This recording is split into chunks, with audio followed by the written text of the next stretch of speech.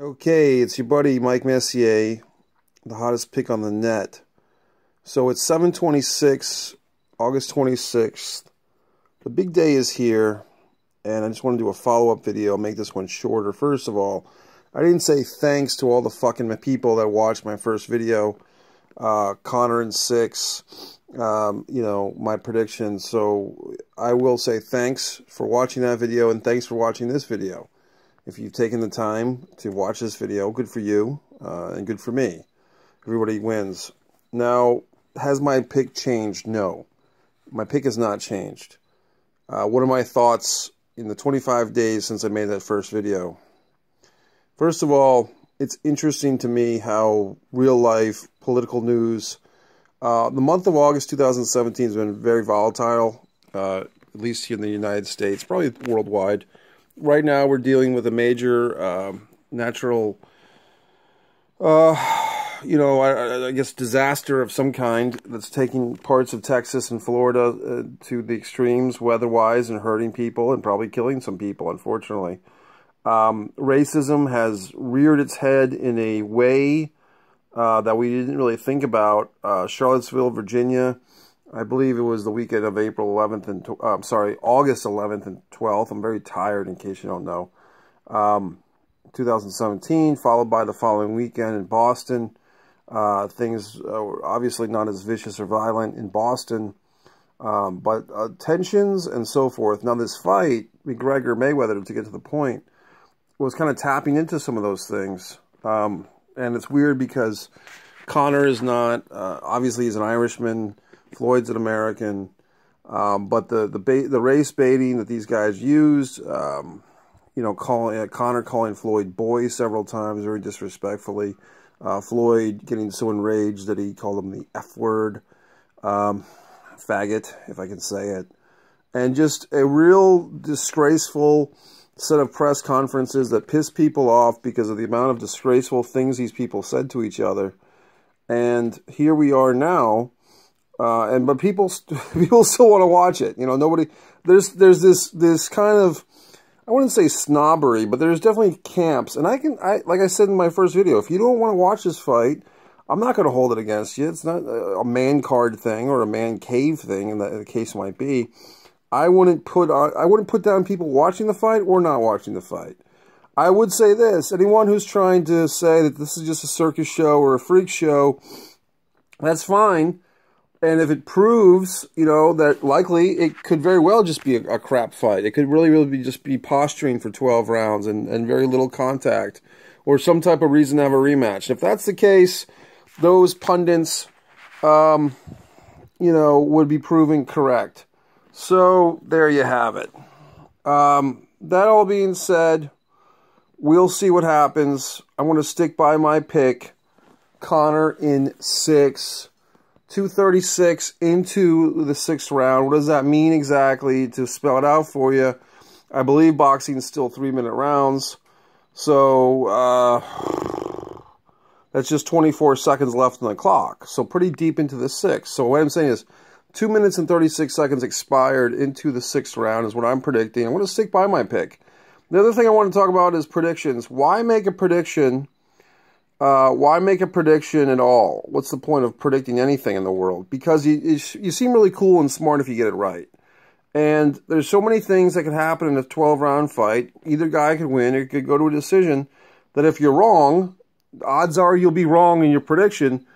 You don't seem like a total asshole. Even if you put yourself out there and make this big fucking prediction like I am, you just seem like a guy who made a fucking big prediction. No big deal. So I'm just saying, 236 is my prediction. If I'm wrong, it's not the end of the world. I'm not going to do anything stupid about it. I'm not going to shave my head or leave town like the fucking Dusty Rhodes or the Junkyard Dog in wrestling in the 80s. So, what else? Oh, did you catch the commentary deal? The Moro guy who I predicted, the guy who was with WWE for a year or two, got into a big little scufflefuck with JBL about bullying, and then came back. Well, guess what? He's doing the commentary for this fight. And I know he's done UFC, or he's done other MMA things, or Bellator, whatever the fuck, or boxing. So it's not like, oh, it's no big deal. Well, okay, but I did mention him last time, 3 weeks ago, so someone give me some fucking credit, thank you. Beyond all that, here we go. It's 7:31. The show starts at 9. I'm curious about these undercard fights. I'm not as experienced as these other boxing fans.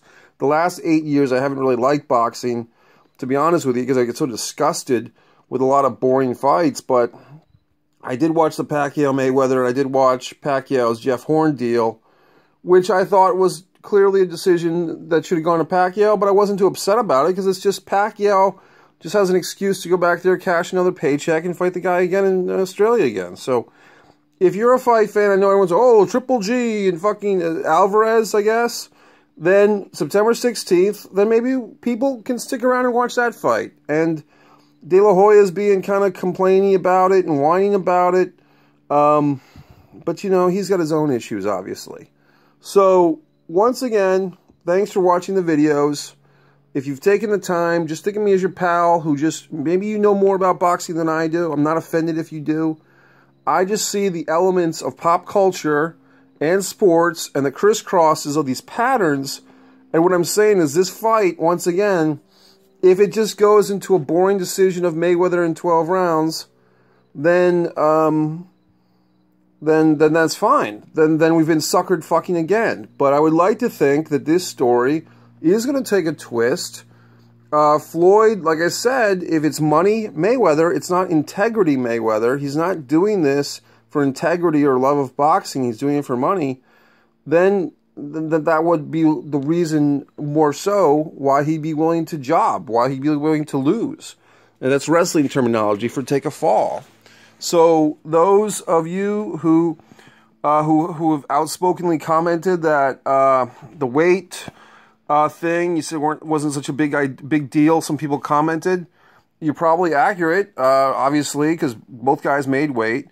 Conor probably will put on 4 or 6 or 10 pounds even overnight, or just eat a big pizza or whatever the fuck, an Irish souffle or cranberry sauce or cabbage.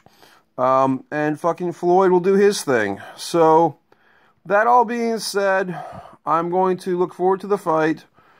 I will see it. You know, I'm just kind of doing a download thing, but I'll be watching and enjoying. And, you know, let's hope that these two assholes can beat each other up a little bit instead of the whole world killing each other. With Trump and fucking Korea and letting pardons go. A lot of this stuff is a smoke show for other things, and I don't want to... This is a boxing rant, not a political rant, but it is interesting to me that this fight came along at a time when, you know, these racial issues weren't at the forefront. They were there, obviously, but now it's just like, man, every day in your face there's some racial issue going on in the fucking world. So, hopefully tonight it's about who's the better man, who has the better night. I think the whole better man thing, I think it's just like, who fought the better fight? It doesn't make you a better man if you won a fight. You know, Buster Douglas, Mike Tyson, Holyfield, well, I'm the better man. No, maybe you fought the better fight. It doesn't mean you're a better person because you beat a guy up. In any event, enjoy the fucking fight, everybody. Thanks for watching my videos. I got plenty more videos. Normally, I put time and effort into my fucking life in my videos, but now it's just about having fun. Enjoy the fight. Once again, Conor in 6, 236, into the 6th round, 24 seconds left. It's Mike Messier, MikeMessier.com. Thanks very much. Bye.